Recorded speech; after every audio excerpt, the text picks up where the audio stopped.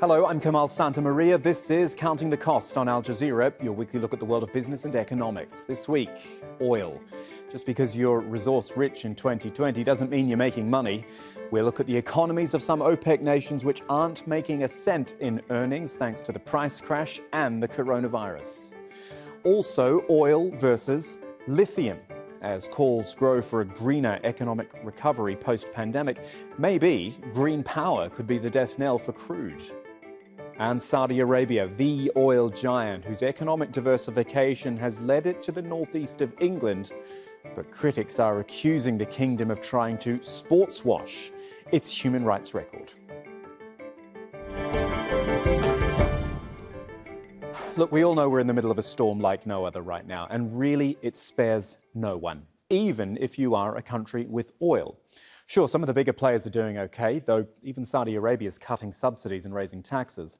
But smaller OPEC players are really taking a hit from the coronavirus pandemic and oil prices sliding into negative territory, however briefly. Think about Oman and Bahrain. Both could receive economic support from the likes of Saudi Arabia and the UAE. But our focus is on those resource-rich nations that, with oil prices at around $30 a barrel, may have to turn to the International Monetary Fund. Let's start with Algeria, which has seen its debt soar to 45% of GDP from just 26% in 2017. It had based this year's austerity budget at $50 a barrel, so it's potentially got real problems. Angola, which in 2018 got a $3.8 billion loan from the IMF, and it could be banging on the door again. As Africa's second biggest oil producer, it relies on the sale of crude for 65% of its tax revenue. Ecuador's creditors have given the country a debt payment holiday, but it could still default on its $17 billion debt, and it also got an IMF loan of more than $600 million. And then there's Africa's biggest oil producer, Nigeria, which has received a $3.4 billion loan from the IMF. You know, Nigeria is dependent on oil for 90% of its export earnings, so with crude prices diving so badly, it has little room to service its debt. Ahmed Idris has this report now on what it all means for the Nigerian economy. It's been a particularly difficult year for Nigerians whose oil-dependent economy is struggling. Low prices and cuts in production resulted in huge losses of revenue. But more worrying for Africa's biggest producer is the damage the current glut will do. With few storage facilities, the options for Nigeria, like many small and medium-sized producers, is to give away its oil or shut down some wells. What we are facing today is an unprecedented glut. Nobody has ever seen taking 2 billion barrels into storage within 2 weeks. It has never happened. What it means is that even when countries come back to work, there will be so much supply that the demand cannot compensate for that. Revenue shortfalls from oil have already forced the Nigerian government to consider an almost 40% cut in this year's spending estimates. It's really a devil's alternative for companies that if I shut down, can I bring back the wells? If I can't bring back the wells, what happens next? So you're better off paying off somebody to take the crude over. But that's not a permanent situation.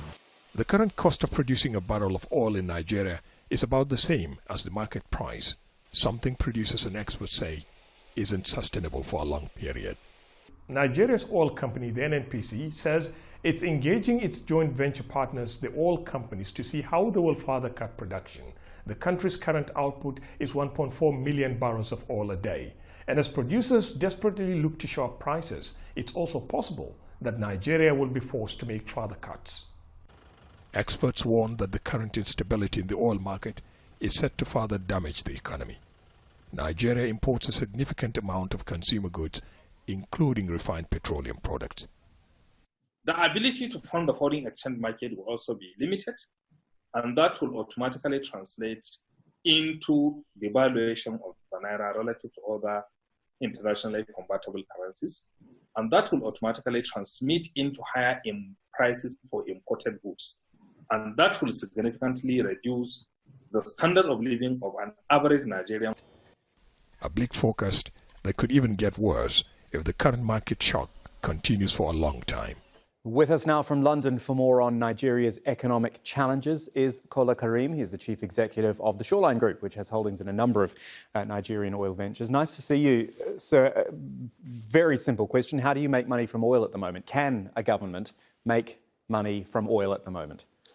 It's very, very tough looking at what is happening in the industry. As it stands, all we're trying to do now with the National Oil Company is cut down our budgets, try to renegotiate existing contracts that will reflect in the present day position of where costs find itself. On the government front, it's also very difficult. If you think about it, at the beginning of the year, the percentage take for royalties is 20%, looking at the high 60s, and today reality is early, 30s. So it is difficult for government itself. Its revenue is dropped considerably. To be fair to Nigeria, in fact, to be fair to any economy at the moment, this downturn has been sharp, it's been fast, it's been brutal. It's difficult to prepare for. But did Nigeria do enough to sort of make sure that it would be, well, that it had some sort of contingency plan? It is an unfortunate position. If you think about it, Nigeria is always shown to weather the storm in being able to battle different problems at any given time. If you think back, we've got the insurgency in the northeast that the government has been battling. We've got the herdsmen and the farmers' clashes that the government's been battling, but abate at high oil prices. So you can imagine the double or triple or quadruple stress on government and government finances, looking now, adding on the pandemic and the global shutdown of economies, coupled with the undersupply or oversupply of oil in the market. That itself is creating a very stressful position for any economy, not talk of Nigeria. So then maybe there is a balance to be redressed here. I mean, if you look at the numbers, as a percentage of GDP, oil is 10% of Nigeria's economy, but it is 90% of its exports. Does there need to be some sort of rebalancing there? Well, true to form, the rebalancing has actually been put in place, the rediversification of the Nigerian economy. Yes, the makeup of GDP at 10%, that's oil, but reality is 90% of its foreign exchange income is coming from oil. So you can see the adverse effect with this global downturn, the oversupply in the market, and coupled with what is happening in the oil industry itself. That is creating a very stressful position in trying to redress what the current situation is. As much as anyone can predict the future at the moment in this, as we keep saying, unprecedented time, what are your thoughts about future oil demand? Something will definitely change as a result of this pandemic, even if you just took one sector and just said, hey, aviation, that's probably going to change, and that uses a lot of oil. Where's the demand going to come from? What's it going to sort of reset to?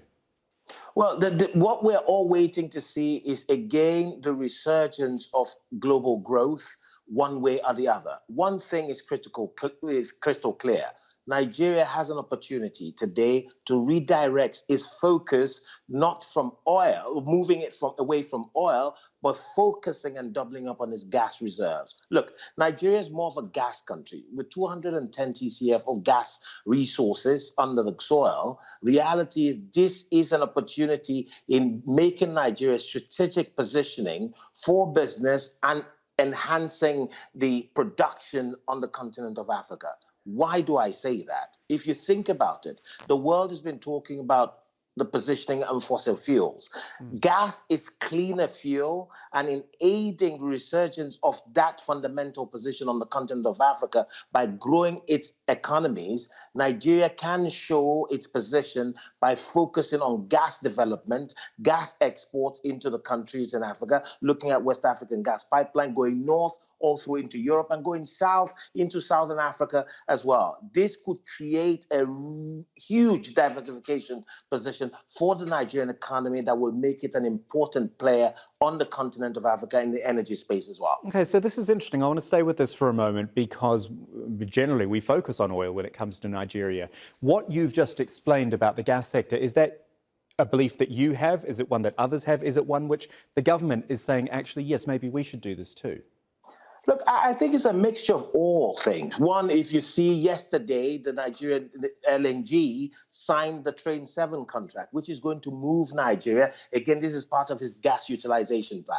This is going to move Nigeria's production of LNG from 22 metric tons to 30,000 metric tons. Good idea. But the greater focus of what I was talking about is making Nigeria a resurgent gas player on the continent of Africa that will aid that fourth industrial revolution for the African continent that needs the gas and utilization of the gas to growing the capacity around its industrial output. This is an amazing opportunity that Nigerian government and Nigerian oil and gas industry and the sectoral players in Nigeria must redouble its efforts on in creating a new powerful Nigeria, and again, more importantly, creating a natural hedge for this type of occurrences when oil prices come down again. Really interesting stuff. Kola Karim, thank you so much for joining us. Do appreciate it. Thank you. So what you should have learned so far is that oil is no longer the be-all and end-all. Kola Karim was saying it there himself. And really, with the planet under threat from climate change as well, nor should it be. And so enter the energy alternatives. Wuhan University has developed a plasma thruster. This is a type of propulsion engine that could potentially power the planes of tomorrow and bring emissions-free flying a step closer. Think about it. This pandemic has reduced global consumption of oil by about a third, with jet airlines guzzling at least 5 million barrels of the stuff every day. And so coronavirus may just be the push green energy needs. It should come as no surprise that the decline in fossil fuel use has led to an 8% fall in global carbon emissions, according to the International Energy Agency. So maybe lithium, the stuff that powers much of our electric cars and batteries, can be a winner from this crisis. Andy Leyland certainly thinks so. He is Head of Strategic Advisory at Benchmark Minerals and joins us from London now. Andy, just specifically on what's going on at Wuhan University, plasma thrusters and lithium, and is there a plain English explanation for that? Yeah, I think what you're seeing at the moment is there's a big lot of excitement around the lithium industry. What you're seeing is a couple of things really going on.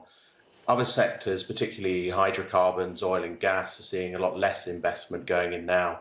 You're seeing shorter pricing cycles there, a lot more volatility, and that's less attractive to long-term investors.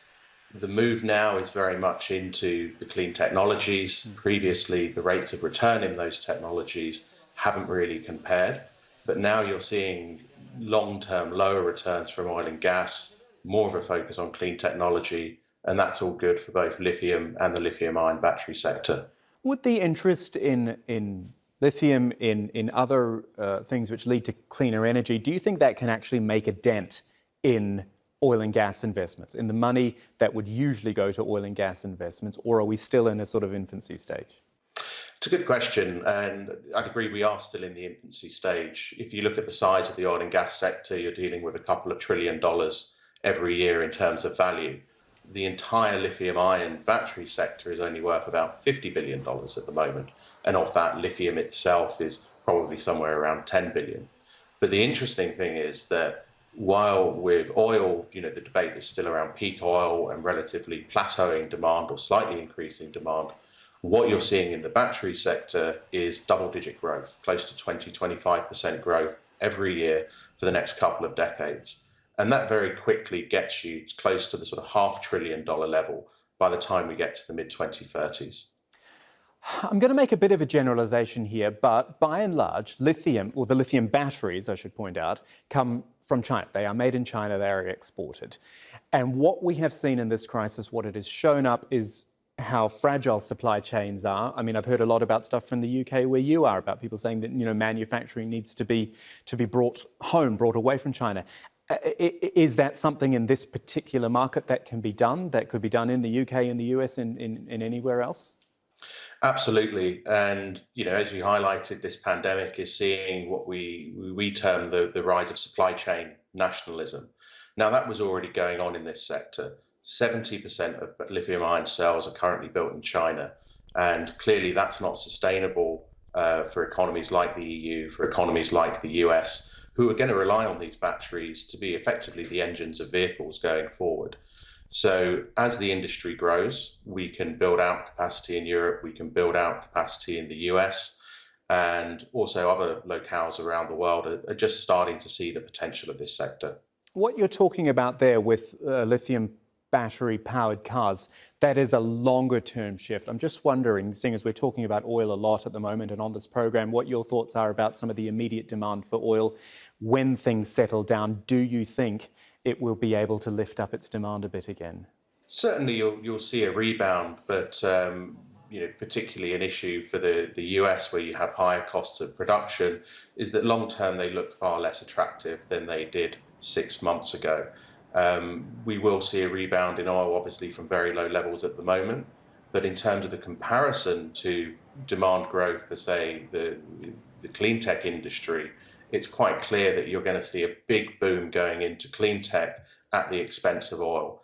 And we've seen a lot of the big national regeneration funds being announced by places like the EU, like India, which really want to focus those funds not on the old economies, but into clean tech and into low carbon and industries.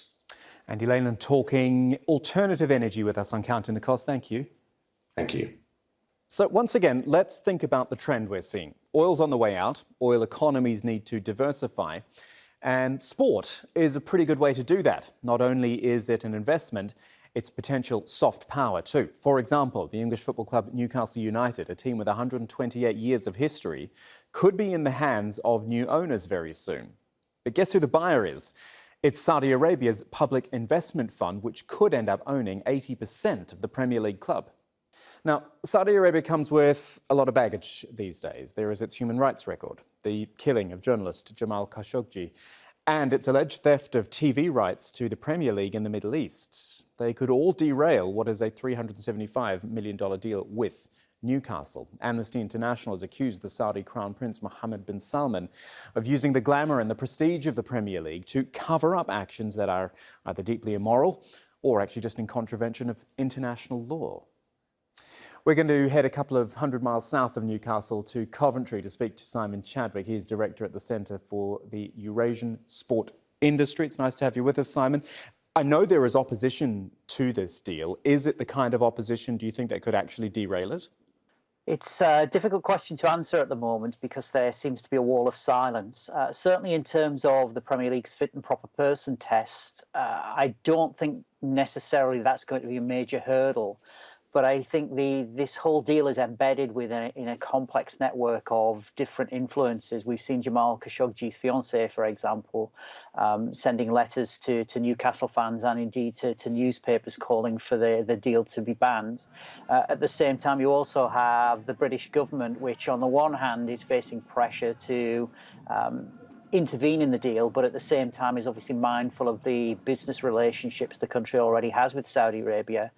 You've then obviously got beIN Sport and their concerns and legal action involving BOutQ. And so this is not a straightforward matter. So I think the silence at the moment is very difficult to interpret.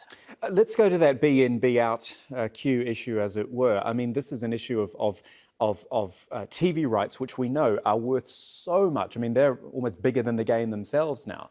I mean, it doesn't really look right, does it, for a country which has been essentially, looking on while these have been hijacked, to be involved directly with a club? I guess the big issue here is that it needs to be proven beyond doubt that there is a connection between BOutQ and the Saudi government, which I think there's still some debate around that. But nevertheless, given that it appears that the station is running out of Saudi Arabia, you would have expected the Saudi government to take some form of action to stop this. In amongst all of this, I actually feel a little sorry for the Premier League, and that's probably a controversial statement in its own right. They're caught between a rock and a hard place because obviously the Premier League's relationship with beIN is a really important one. Yet at the same time, its fit and proper person test, which is normally used to assess prospective owners, doesn't necessarily cover the kind of misdemeanors that BOutQ are involved in. So really, the Premier League is in something of an invidious position, and I think the government is not supporting it. The British government is not supporting it. The British government has effectively stepped back from this issue, mindful of, as I say, antagonising the Saudis and leaving any consequences of decisions that are made for the Premier League to deal with. Just on a little side note to do with broadcast rights, not specifically to do with this issue with Be In and Be Out Q, but can you just explain to viewers who maybe aren't up with it how important and how much money goes into the broadcast rights and the effect that that's having because there are no games at the moment? It's important to note about broadcasting rights that certainly for the Premier League, it is what has made the Premier League what it is today, arguably the most valuable sports league in the world. The Premier League sells in more than 200 territories overseas, and so this generates huge amounts of revenues for not only for the league itself, but for clubs too. Just to give you an illustration of how lucrative this can be for an individual club, even the club that finishes bottom of the league and gets relegated out of the league will typically be awarded somewhere in the region of about 100 million to 105 million pounds just for finishing bottom. And this doesn't include other revenues like sponsorships and merchandise and ticket sales and so forth. So this is absolutely fundamental to the economic and commercial strength of the league, but also to the financial viability of a lot of the clubs that are part of the Premier League. Simon Chadwick, a pleasure talking to you about this. Thanks for joining us. Thank you. Finally, this week we head to the United States, where unemployment is soaring and the pandemic's making it difficult for companies to plan long term. It's tough for anyone, but imagine you're a young person just graduating and are facing a, well, non-existent job market. Rob Reynolds looks at the issue from Los Angeles. For the class of 2020, there will be no caps and gowns, no proud march to accept diplomas, no celebration after years of study and hard work.